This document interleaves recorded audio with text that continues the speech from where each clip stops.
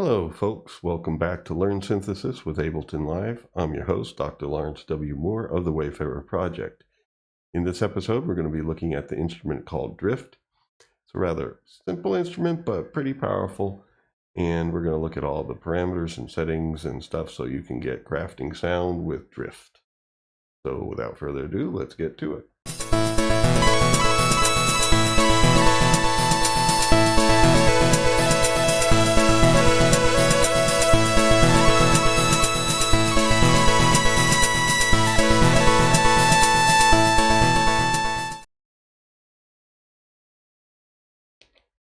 Okay, here we are in Ableton. I have drift at the bottom and to the right of it, spectrum, so that we could kind of look at the sound, the frequency spectrum of the sounds that we make here now and then. So anyway, here we go.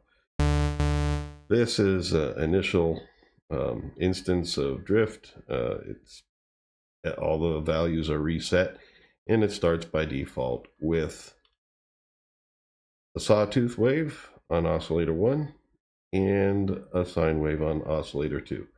It is a 2-oscillator synth with the added possibility of noise. But one of the interesting things it has is, first of all, some interesting wave shapes.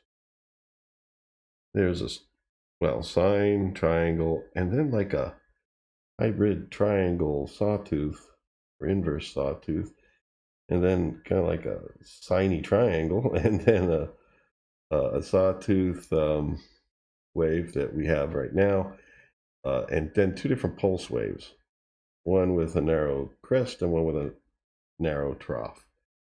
So in any case, kind of interesting. We're going to work with what we have here to start. The sine wave is down the octave. The second oscillator allows you to do octave tuning and then fine tuning here with the detune knob. You can change octaves on the oscillator 1, but it doesn't have fine tuning.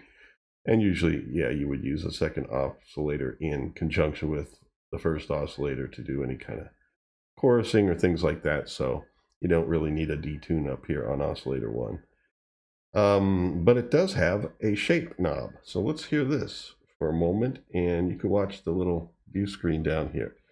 Now this shape is affecting oscillator 1 only, but the view is down here, I guess just to save space. So here we go.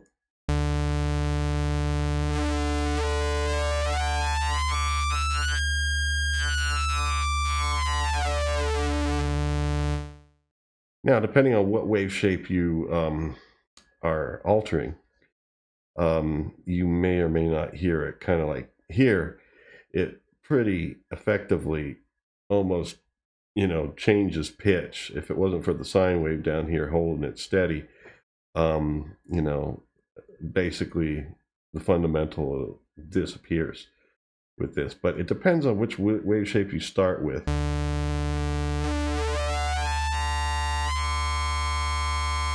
I can still hear a little fundamental and the sine down the octave a little bit, as you see here from the shape, putting so many ripples in it that the higher frequency material is much stronger. If you, for example, did a second saw here and eliminated our octave shift here, let me just click right on the 1 and hopefully I can type a 0. Yep, there we go. So, those are two sine wave sawtooths right on top of each other, so we're not hearing any distinction there, but we could take one of them and shape it.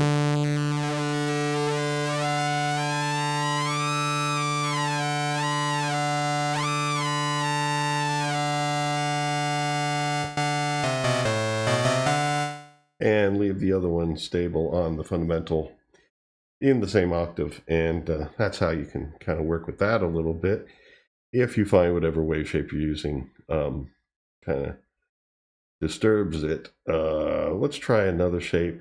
I'm gonna go, no, I'll leave that on sawtooth, or actually no, let's turn this oscillator off. There is an off switch here.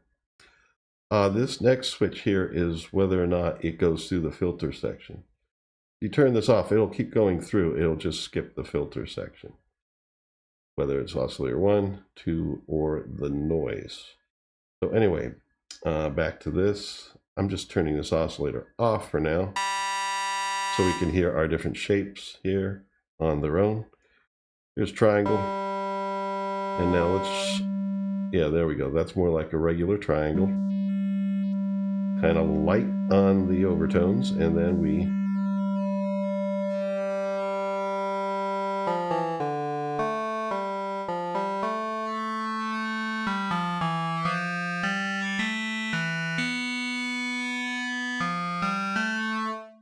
this shape really gives you a lot of possibilities of sound choices and so forth. I really like that feature here.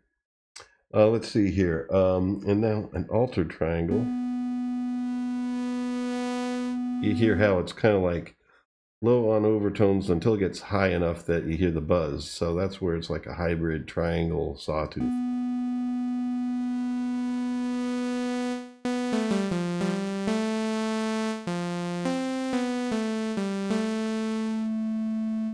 There we go. And let's see. This is a sine triangle.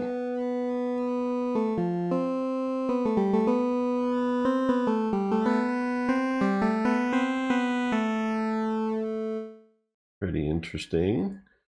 A lot of possibilities there. And then the sawtooth, we know that already. And then there are 2 pulse waves.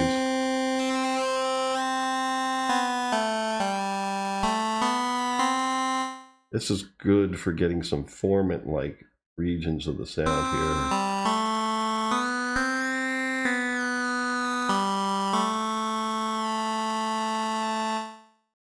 So let me see here. This is the one with the narrow crest. And then oscillator 2, we have just sine triangle, the sine triangle, sawtooth, and then the one with the, oh, it looks like it's just a regular square wave here. Let's turn this back on and use this pulse wave with the square wave.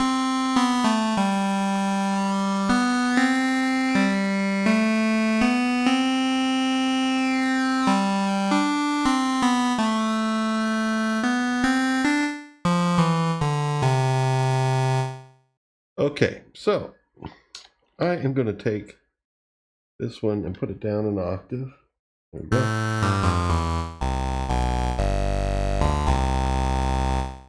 Now let me find where that shape is the best.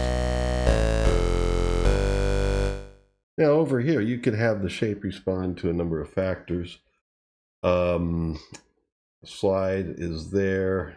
You could have it respond to either of the 2 envelopes, which we'll be getting to. There is an LFO, 1 on this synth. And then there's key, where if you select key, maybe turn this up a bit more, 100%, like I could hit a low key,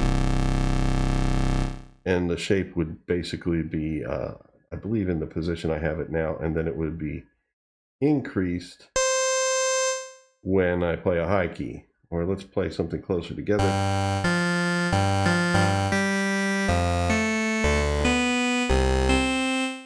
So you hear it's like a, variation on your shape range based on how high or low the key is that you press. Velocity is also an option, and it's at 100%, so we should hear it. I'm going to hit a key soft, now hard. So you heard some timbral difference there. I guess with this halfway up, we're not going to hear as big of a range of difference. Let's turn this down.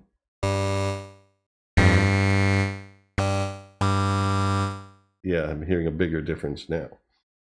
But another thing that you can do, mod wheel, and then there's slide and pressure. Now I've tried pressure. I don't think my keyboard does that. It is not aftertouch. The keyboard does aftertouch, but not really pressure. So we can put it on envelope 1.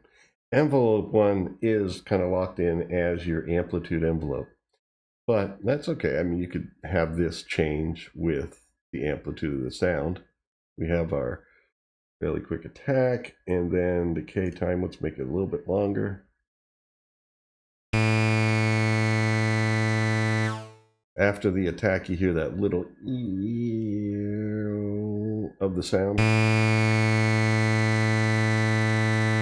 That's the shape going down here. And then, of course, after sustain and it releases, you get a yo at the end where the shape is being changed. But I'm actually gonna, let's put it on envelope 2. There we go. And now if we just click here in the space for the bottom envelope, we're on envelope 2. See, it highlights it right there. And so what I'm going to do is take out sustain and just make this a shape for our shape at the beginning of playing a note.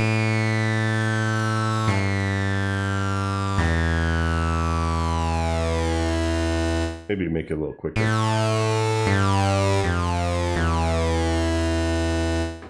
Pretty cool stuff. And so, yeah, you could mix and match different combinations of wave shapes and using the shape knob here and get all sorts of timbres. And then there's a variety of ways to have that change over time. We're going to look at envelope again in a little bit here. So you have those two oscillators, and then you have noise. Now, right now, noise is turned on, but it's turned all the way down on its knob.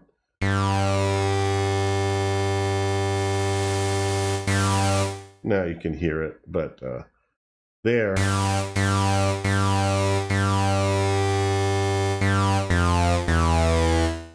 You could say whether the noise passes through the filter or not. This would mean it doesn't pass through it,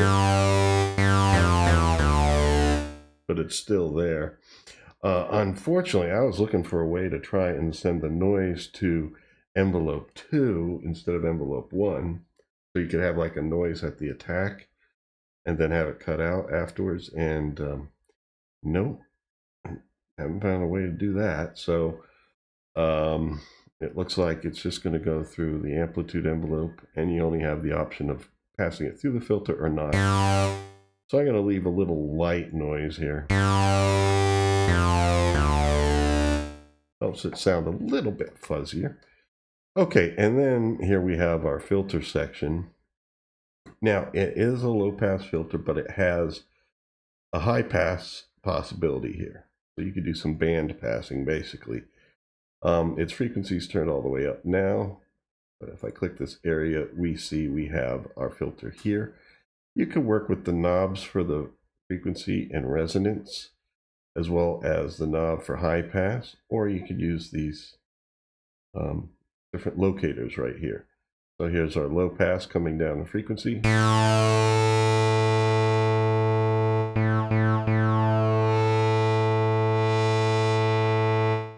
And you have the option of that either being, clear frequency values, or you could have it proportionally adjust with the key that you press, or how much you want it to be affected by the key that you press.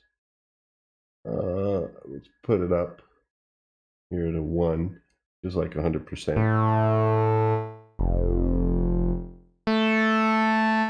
So now our cutoff frequency is not just a set frequency.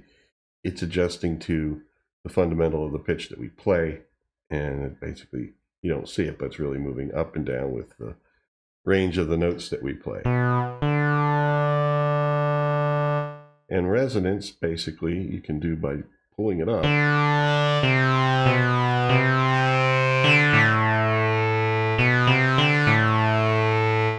There we go.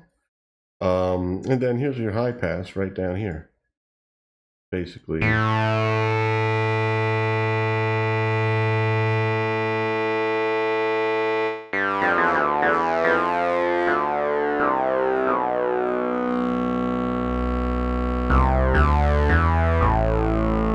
I'm just going to leave it there.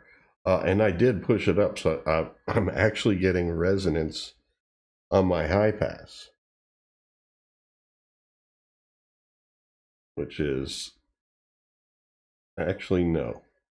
I guess its curve here is adjusting with the resonance here in proportion.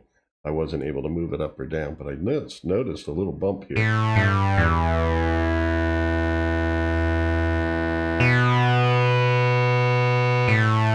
But this resonance knob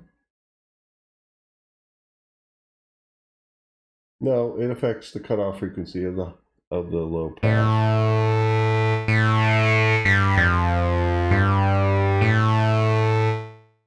This just happens to be, I guess, a natural curve on our high pass.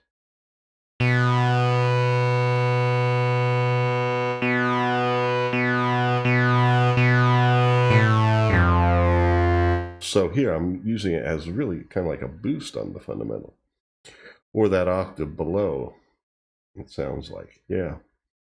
All right, so cool beans. We have that. We have two types, and it sounds to me like it's either what it is right now, a 24 dB filter, or a 12, where you're hearing less of a complete cutoff.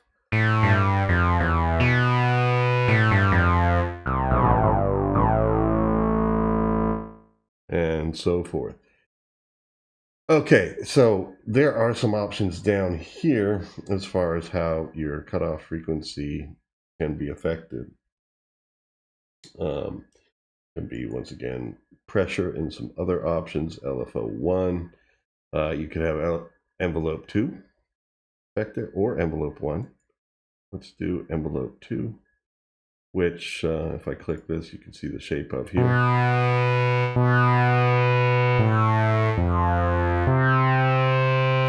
So there, we're no longer just hearing the shape change. We're also hearing the cutoff frequency here. Sounds like dropping in frequency value, still in proportion to the key that you press.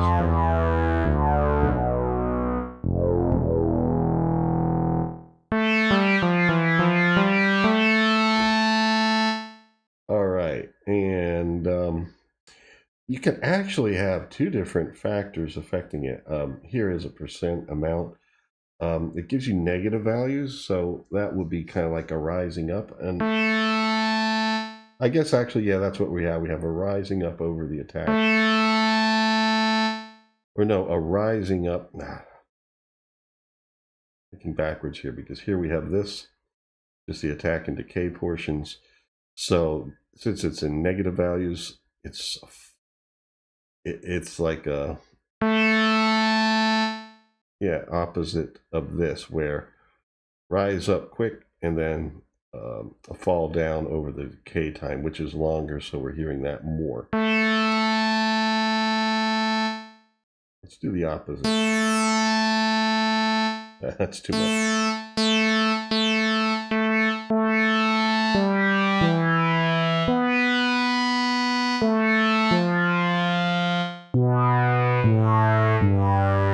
There's a rise up where, because we're in negative values, when the decay portion is actually going down. So that's why they have the negative values there for you. You could do the same thing over here. Later we'll play with the LFO, but you can see there's mod wheel there also. I could put that on and turn that up to 100%. And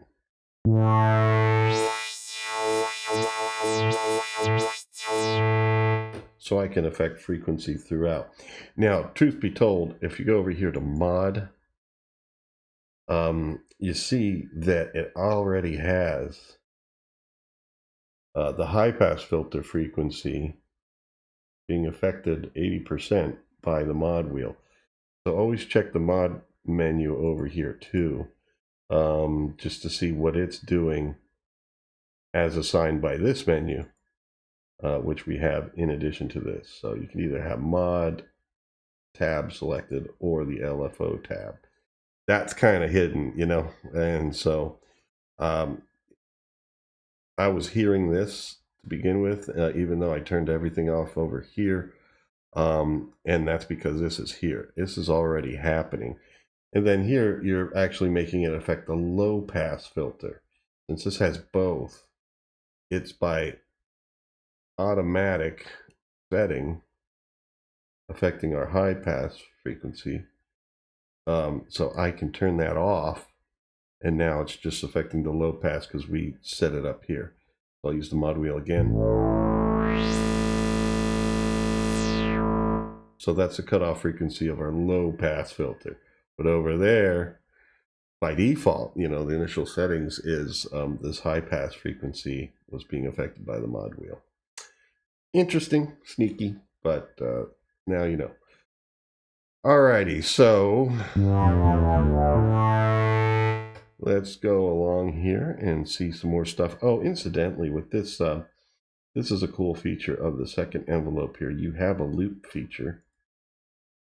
And as soon as you turn that on, now it's a different envelope shape. Really, you have a rise and a fall. And you can adjust the tilt of that, which is the slant of the rise. And it also conversely affects the slant of the descent too, where now it's a longer rise, kind of like a sawtooth shape, longer rise, and then a quick drop.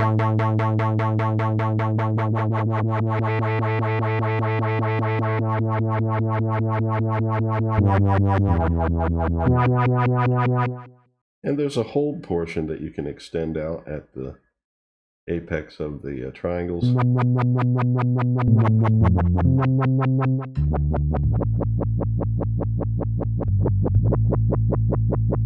And you can set this to rate adjustments where it's in hertz. And you can get the rate fast enough that it's really a timbre change more than anything else. Or really slow like that.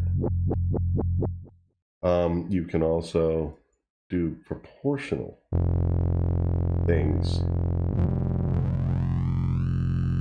I've found that this allows you to really get to those higher rates more easily, because the lowest rate is that, which is pretty fast. So it's kind of like ring modulation, but also since we have a cutoff frequency changing, it's doing a little timbral modulation as well. But, oh no, that's right. This wouldn't be ring modulation. This envelope is not affecting amplitude. This one is, but it does not have the loop feature. So, but anyway, let's go on here. Milliseconds, which allows you really to get some slower rate stuff. So the rate ends up being opposite to the other settings. So here, like in its lowest setting is really its fastest rate, because we're talking about duration in milliseconds now as opposed to frequency in hertz.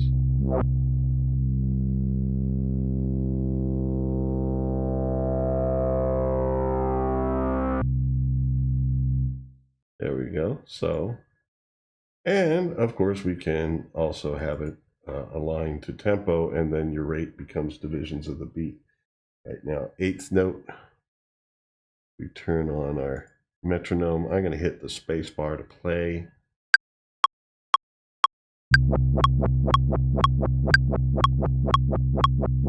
There you go. So, depending on your slants and holds and stuff, things may not sit exactly on the beat, like especially if you have this tilt. Now, if I have a tilt like this, it'll pretty much be on the beat here. But when you slant it like this, since it's scooping up, you know, it may sound a little bit shifted, but it is in time. Okay, so anyway, let's set this to something I don't mind.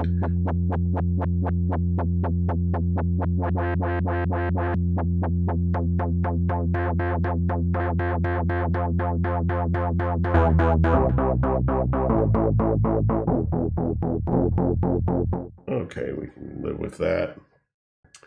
Maybe I'll turn that off later to hear some other things. In fact, I should probably do that now, so we can more easily tell what's what with our LFO. And so we have LFO rate and the same option for its rate. So you basically have two different things, this envelope 2 or the LFO. With the envelope 2, you cannot get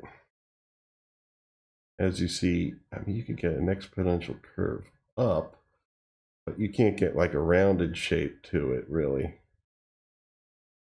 You can have flat top with the hold turned up, or you can have it spike, basically. But if you want some rounded thing, some rounded shape on something, we do have the LFO. Now, assigning it, you got to go over to where there are options like for shape, or here we can actually take this off mod and put it on LFO. So now our low pass filter is going to be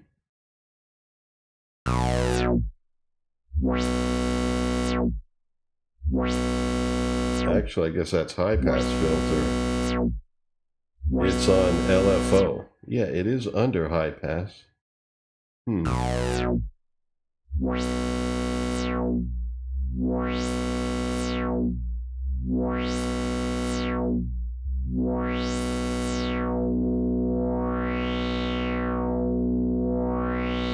No, that is low pass, now that I'm hearing it and adjusting the amount.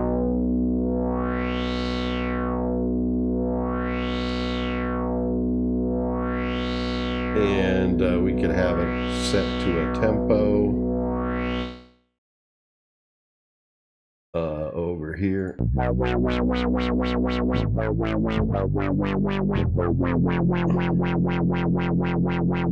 And then there's an amount knob for, this is an effector of the LFO. So we could actually have our mod wheel affect the execution of the LFO.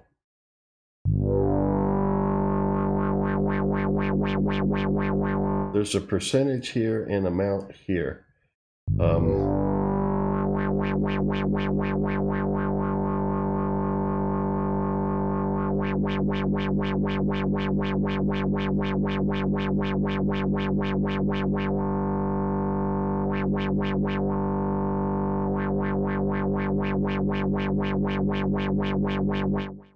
Since this has negative values, this seems to be as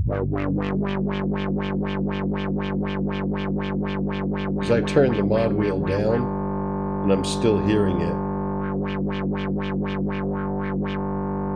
So this is amount at which the input that you're bringing in this case the mod wheel, is affecting this, and this is the amount of the LFO depth. So that's how those are different. And then, of course, we have sync or rate, depending on the different options you choose here. So I'm using the mod wheel to control that now. Oh, we haven't been looking at spectrum too much.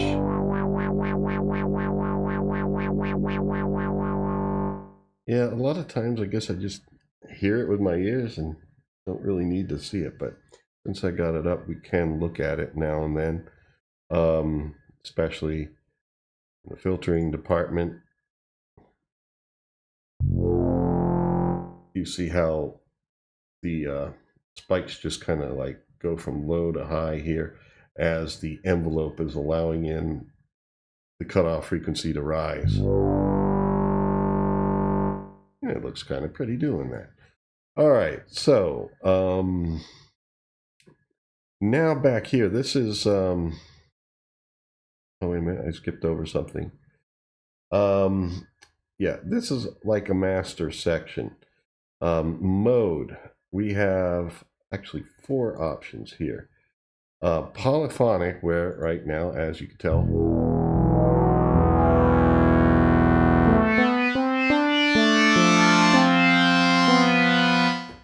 now I'm going to play with voices here. Mostly I've seen this have an effect on some other things, but let me just double check that if you're in polyphonic, does it limit your voices?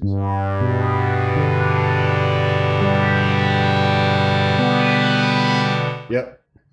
As soon as I hit the 5th note, I heard the bottom note go away. So you can set it for the number of voices in your polyphony. Obviously, you go to monophonic mode. That just kind of doesn't matter anymore because we are monophonic, one note at a time. You hold down a key, you press another key, it goes to the next key. And when you're in monophonic mode, you then have these options here. Legato, you hear how I'm playing one note and then the next note, and there's an attack portion of the envelope on the next note. Now, I was holding the first note down while doing that. I turn on legato, and I did it the same way. I held the first note, played the second. It basically went to the next note without initiating the attack portion of the envelope. And probably envelope too, because I didn't hear a change in rise or anything. So that is the option, whether or not you want the attack and decay portion of the envelopes to execute while in monophonic mode. And then there's a glide. If you have legato on, sometimes it's cool to do the glide too, where basically if you're holding one note, play another.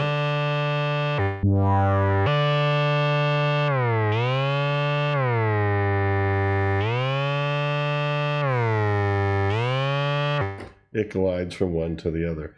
Now, if you play one after the other and release the first note, there's not going to be a glide, really. Actually, I do hear a bit. Oh, no, that's probably the cutoff, yeah. It needs to know what it's gliding to and from, so you kind of need to hold one to the other. There we go. Yeah, there, it's gliding. It doesn't glide otherwise. And legato won't have an effect otherwise either, because one note separated from the other note where it's released before you play the next note, there's nothing to legato-ize, so to speak. All right, so that's some of the treats in monophonic playing, and then we have stereo.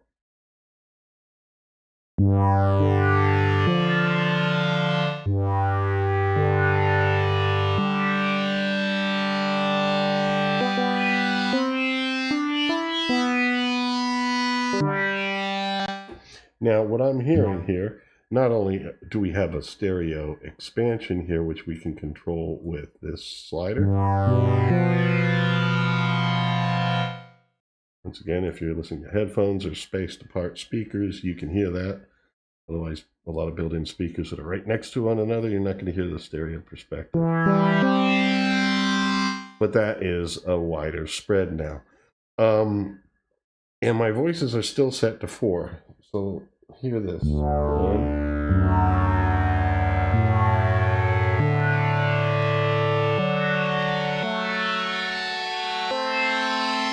Yeah, you're still going to lose notes if you go above your 4 that you set. It loses them in order.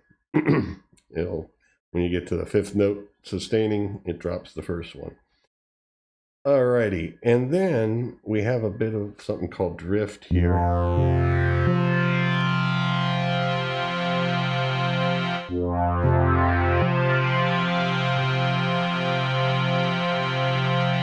Let's compare this here. I'm going to arpeggiate a chord. It's the easiest way to hear it. With the drift down. Now I'm going to turn it up.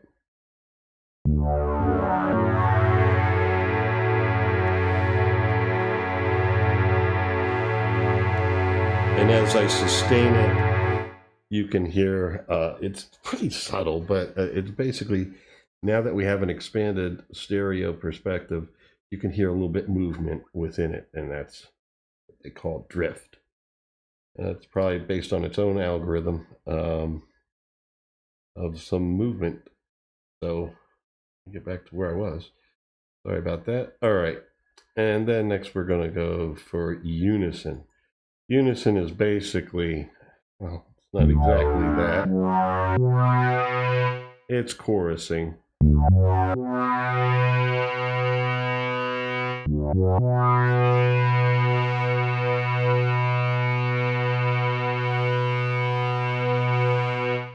And if you heard the changes there, Yeah, it added a little extra movement to it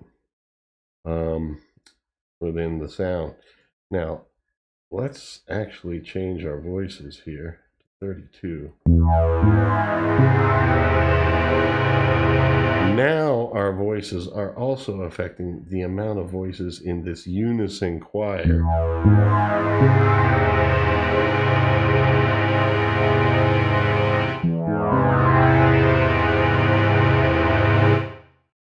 Where it's basically kind of unison, kind of not. It's really chorusing to some degree. And so let's go back to stereo now that we have the voices on 32.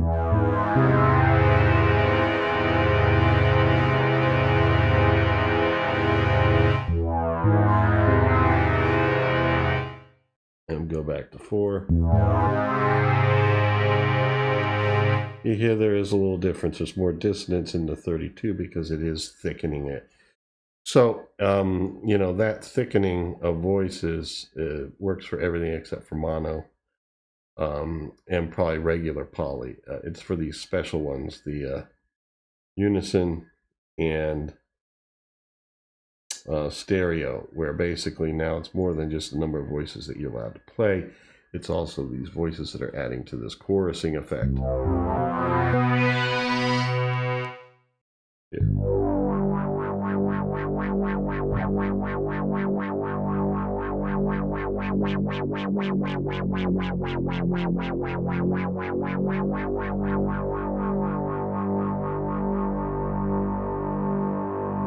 Go to unison here. Yeah, definitely.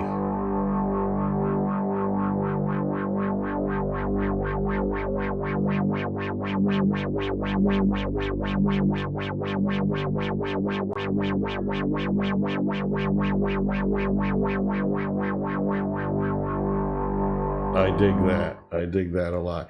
Now, when you're in this unison mode, I mean, if you say, oh, well, I like the expandedness of the stereo.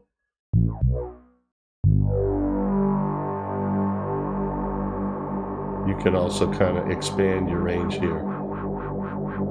It's not as stereo, like the left and right are not as altered, giving you more of that stereo perspective, but it does give you here a stereo expanse in any case.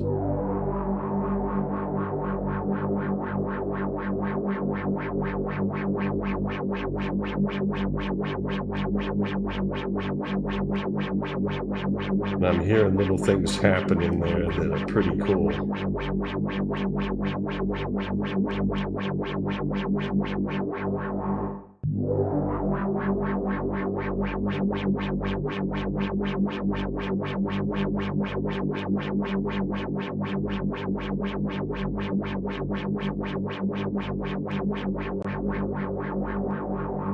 That's cool stuff. I can use that, man.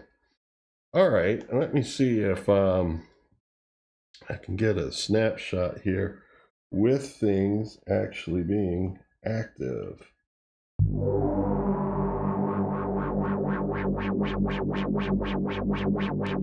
I did. That'll be for the thumbnail.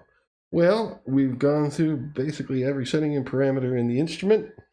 Thank you for joining me. If you found this useful or entertaining or it helped you sleep at night, please hit that like button when you wake up. Leave a comment if you have questions or if you just want to give a shout out to keep me from feeling lonely.